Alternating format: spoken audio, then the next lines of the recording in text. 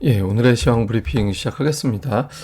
국채 금리가 큰 폭으로 올라가면서 좀 부담으로 작용을 했고, 이게 이제 코스닥 시장 낙폭을 키우는데 일부 역할을 좀 했다라고 봐야 될 것 같고요. 그리고 특히 2분기 주도주들, 그러니까 뭐 자동차라든가, 하여튼 뭐 방산주라든가 이렇게 이제 강세 보였던 종목군들이 고점 아니냐, 더 이상 올라갈 만한 어떤 모멘텀 없다, 이런 어떤 보고서가 나오면서 일부 또 부담으로 작동을 하는 그런 모습을 보였고, 수급에서는 이제 외국인들이 대규모 선물 매도를 하면서 코스피 대형주들을 일제히 좀 끌어내리는 그런 역할을 했고요. 코스닥은 또 외국인 기관 동반 매도에 뭐 최근 또 금투세 이슈 또 다시 부각된 게 코스닥 낙폭이 커진 이유다, 뭐 이런 주장도 있잖아요. 그래서 이런 것들까지 겹치면서 수급이 좀 불안정한 그런 모습을 보였습니다.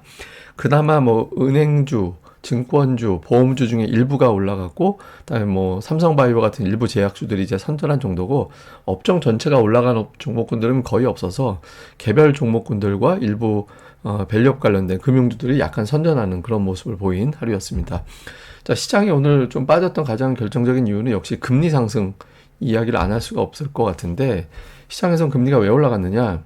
뭐 지난 주말은 뭐 리밸런싱 재료가 좀 겹친 걸로 보여지긴 합니다만은, 이번 주는 여기에 이제 트럼프의 어떤 당선 가능성이 좀 높아진 거 아니냐, 이런 어떤 해석들이 계속 나오고 있거든요. 그러니까 트럼프가 만약에 되면 관세를 높일 거고, 그러면 그리고 또 감세 정책을 펼치면서 국채 발행이 증가할 거다. 그러면 이제 물가가 올라가게 될 가능성이 높고, 채권 공급은 증가하니까 또 금리는 계속 올라가는 그런 현상이 나타나게 되잖아요. 그래서 이게 금리가 앞으로 다시 또 올라갈지도 몰라, 이렇게 이제 걱정을 하는 거죠. 보통 이제 금리가 10년물 기준으로 0.2%포인트 정도 올라가면 코스피가 50포인트 정도 영향받는다. 뭐 우리가 정확하게 그런 공식이 있는 건 아니지만 최근의 패턴으로 보면 대략적으로 이제 그 정도 위협을 좀 받았었거든요. 그러니까 뭐 여기에 대한 어떤 리스크, 금리 올라가니까 우리 시장에 대해서는 조금 불안정하게 보는 게 맞다, 그러니까 이런 어떤 인식이 좀 있었던 것 같고요. 그런데 사실 금리가 오늘 빠질 요인들도 없진 않았거든요. 미국 제조업 지수가 예상과 달리 내려갔잖아요. 그리고 세부적인 항목으로 보면 신규 주문 늘은 거는 이제 긍정적인데, 고용 데이터라든가 가격 지수 같은 건 빠졌거든요. 그래서 물가가 좀 잡히고 있는 거 아닌가, 이렇게 해석될 수 있는 데이터들이 있었어요. 근데 그럼에도 불구하고 이제 금리가 올라갔다라는 거는, 그러니까 트럼프 재료가 크게 작동한 것 같다, 이렇게 이제 볼 수밖에 없는 거죠. 그리고 이제 최근에 주도주에 대한 어떤 논란, 이건 뭐 이번 주에 처음 나온 뉴스는 아니고 이제 지난주에 이미 나왔던 뉴스긴 한데, 그 헤지 펀드들이 기술주를 대거 매도했다, 2016년 이후에 가장 많이 매도를 했다더라, 이런 보도들이 나오고 있거든요. 그러다 보니까 그 이후에 공교롭게도 최근에 엔비디아가 더 이상 주가 올라가지 못하고 왔다 갔다만 하고 있는 형태고, 마이크론 테크놀로지 같은 경우도 흘러내리는 그런 모습이 나오고 있잖아요. 그러니까 뭐 저 내용 기사 안을 보면 뭐 반도체주 열심히 팔았다, 그러니까 이런 내용들이 있었거든요. 그러니까 뭐 헤지 펀드들이 저 기존의 주도주를 판 걸로 봤을 때는 미국 시장도 앞으로 좀 흔들릴지도 모르겠는데, 이런 걱정이 좀 있죠. 그래서 안 그래도 미국 올라도 우리 증시가 부진했는데 미국까지 빠지면 어떡하지? 그러니까 이런 걱정이 있었습니다. 근데 이것도 사실은 뭐 맞다라고 보기는 어려운 게, 미국이 올라갈 거야 이런 데이터도 있거든요. 그러니까 미국 대통령 선거 열리는 해에 여름 장세는 강했어요.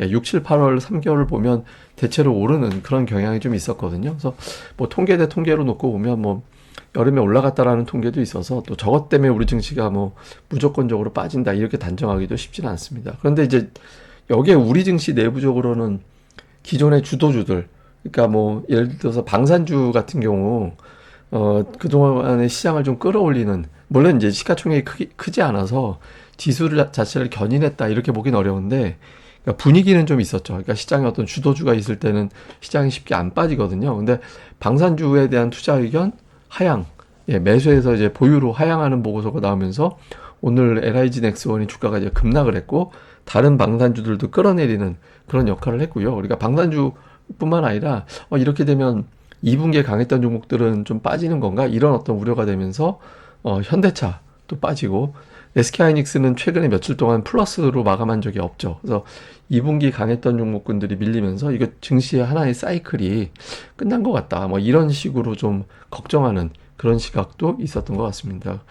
특징주로는 보험주들이 뭐 전부 다는 아니지만 이제 일부 보험주가 금리에 대한 어떤 인식, 그 다음에 이렇게 이제 금리 이슈되고 뭐 그 금융시장 불안정할 때는 차라리 밸류업 관련된 종목군들이 낫지, 이렇게 되면서 이제 보험, 금융, 증권 이런 쪽에 매수가 좀 붙는 그런 모습을 보였고, 삼성바이오 같은 경우는 대규모 수주 재료가 나오면서 낙폭주의 어떤 반격을 명맥을 좀 이어가는, 오늘 뭐 사실 기존의 다른 낙폭주들은 뭐 예를 들어서 엔터주라든가 2차전지라든가 뭐 이런 종목군들이 움직이지 못했거든요. 근데 이제 제약주 쪽에서 일부는 재료가 나온 경우 이제 좀 매수세가 좀 집중이 되면서 오늘 거래대금 거래량 되게 많이 증가했잖아요. 그래서 주가가 이제 강하게 올라가는 그런 모습을 보였고, 반면에 이제 이틀 동안 양봉 나와서 이제 코스닥 시장의 어떤 변화를 이제 보여주는 거 아닌가 이런 식으로 또 해석이 됐었는데, 그 에코프로비엠이라든가 뭐 엔터주 중에 일부라든가 아니면 하여튼 최근에 좀 낙폭 상태에서 반격을 시도했던 종목군들은 오늘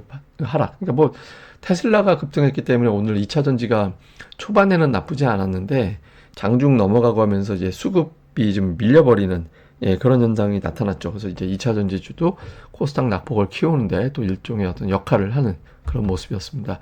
자, 수급에서는 이제 외국인들이 팔아서 빠진 건 아니에요. 오늘 보면 외국인보다 오히려 기관 투자자들의 매도가 더 강했거든요. 근데 기관은 그 외국인들이 선물을 워낙 많이 파니까 선물 매도, 반대 포지션, 금융 투자, 그러고 나서 현물 매도, 뭐 이런 식의 어떤 구도가 만들어졌는데, 다만 이제 외국인들의 선물 매도 여력이 그렇게 많아 보이진 않거든요.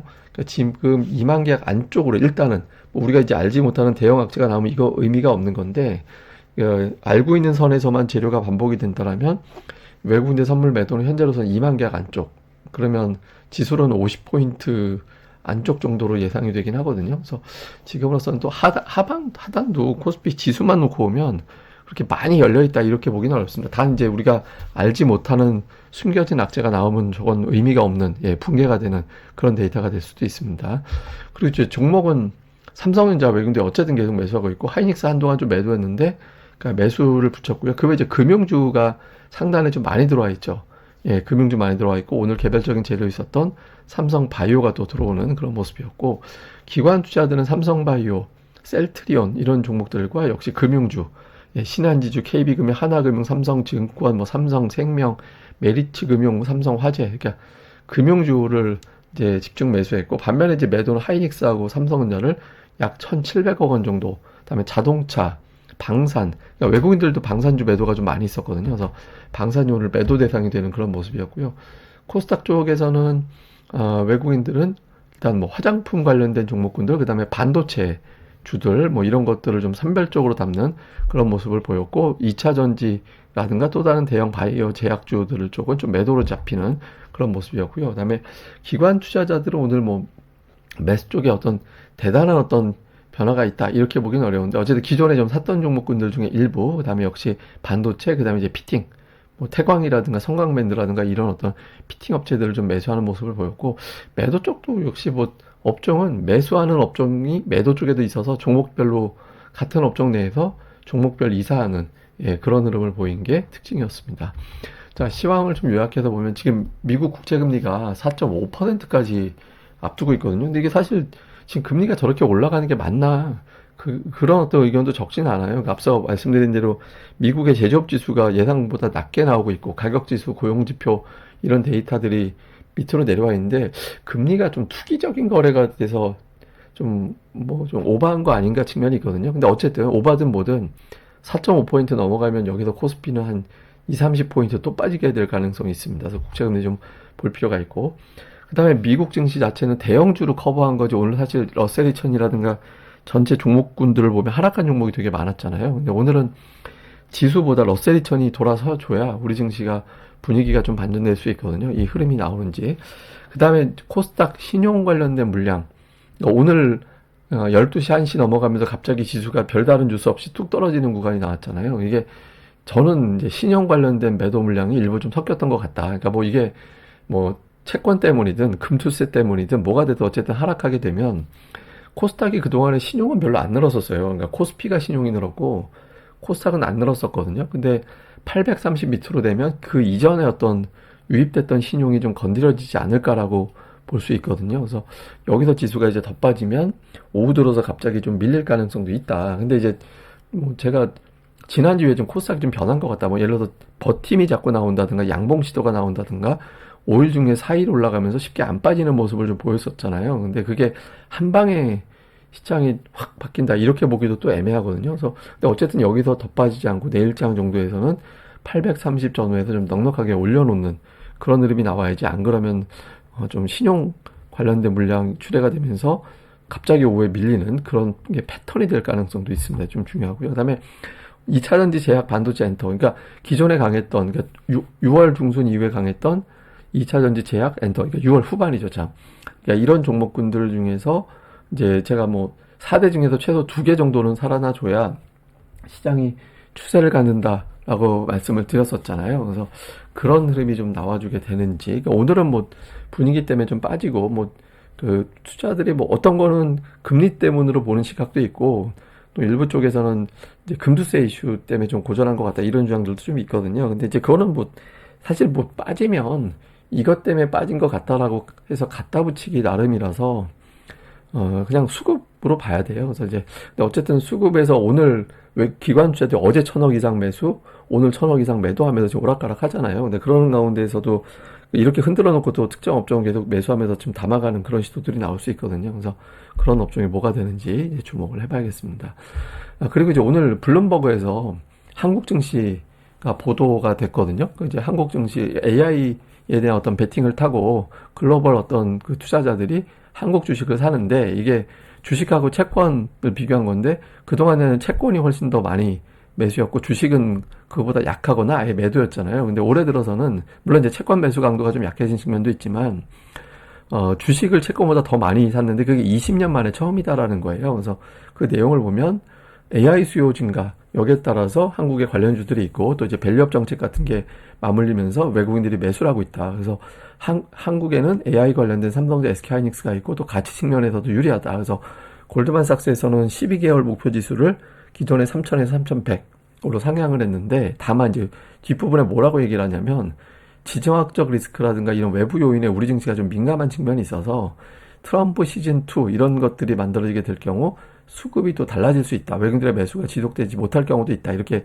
이야기를 해서 오늘 뭐 그 금리 올라가고 뭐 트럼프 변수 나오고 이런 것들을 좀 한마디로 경계하는 걸로 해석될 수 있는 그런 내용이 있었거든요. 근데 이게 내용 자체는 뭐 우리 주식 더 살 것 같다라는 쪽이긴 내용도 있었어요. 그래서 근데 그런데 이제 전제 조건으로 지정학적 리스크 이런 것들을 뭐 트럼프 변수 이런 것들이 나오면 좀 고전할 수도 있어. 이렇게 이제 정리를 해놔서 외국인들도 이제 어느 정도 좀 감안을 하면서 좀 매매가 들어갈 것 같거든요. 그래서 시장은 좀 변동성이 있을 것 같다. 다만 그러니까 미국 대선에서 뭐 트럼프 이긴다고 단정할 수 있는 것도 아니고 또 트럼프 임기 시작은 되게 먼 이야기라서 벌써부터 저거 가지고 이야기하는 것 자체는 조금 오버한 측면도 있는 것 같습니다. 그래서 그거보다는 6월 만에 이어졌던 흐름이 한 방에 반드시 붕괴된다 이렇게 보기도 어렵거든요. 그래서 뭐 지금 종목들 수급 변화에 더 집중해 보는 게 좀 쉽지 않을까. 뭐 제가 계속 말씀드리는 게 뭐 시장이 좋다 나쁘다보다는 지수의 의미들 필요보다는 업종별 수급 동향 이런 것들이 더 중요한 것 같다라고 말씀을 드리잖아요. 그래서 이제 이럴 때일수록 오히려 이제 그런 쪽에 더 집중해 보는 게 어떨까라고 말씀을 드리겠습니다.